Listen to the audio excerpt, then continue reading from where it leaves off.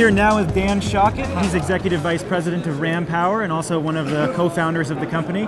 A very fast-growing company in the geothermal space. Dan, good to see you. Thank you very much. Ram Power has been on an acquisition tear in the last year or so, acquiring Polaris Geothermal, Western Geopower, and Sierra Geothermal.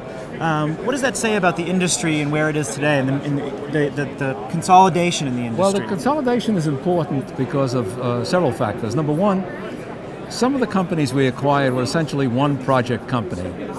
And since most of the financial community is risk averse, the only real way to mitigate the risk in the geothermal industry is to have a portfolio of projects. And through the acquisition of these companies, we've created a company that as a platform has a portfolio of projects that are being developed all in parallel. And with this in mind, if any one project at any given time is underperforming, the other projects certainly will contribute to the profitability of the overall corporate base.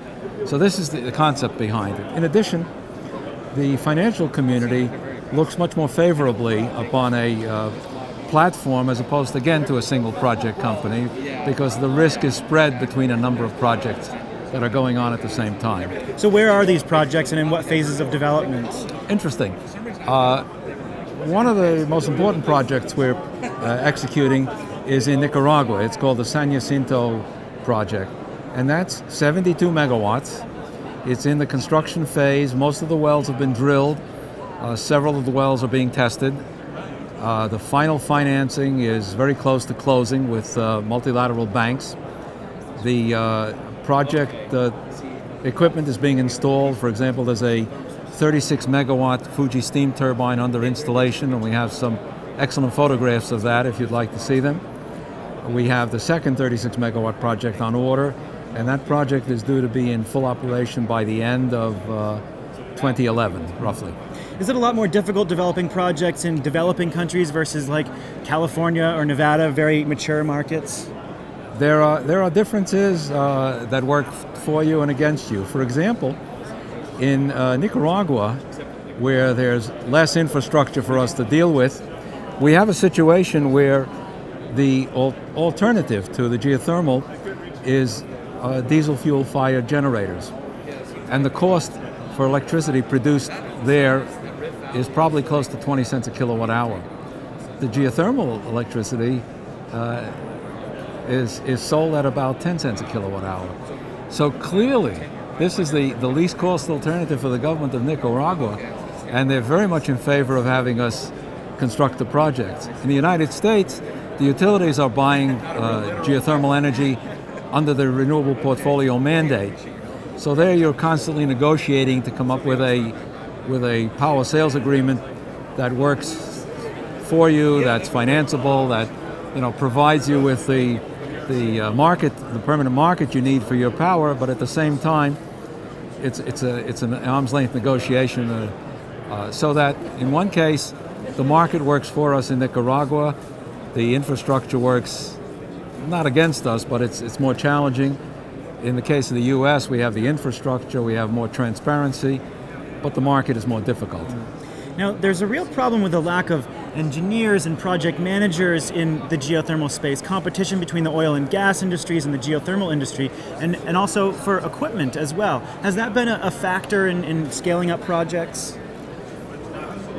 It's been a factor, but it hasn't really been a barrier. And we find that if you have a company with a level of excitement surrounding its projects and its management and its approach to doing business, we find that there are people in the industry who are ready to make a leap of faith and come join up with us and look to the future with a company that's growing.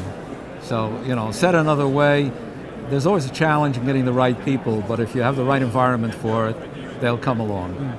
How about in the project finance space? Of course, the collapse of the tax equity markets was a big problem for the U.S. industry.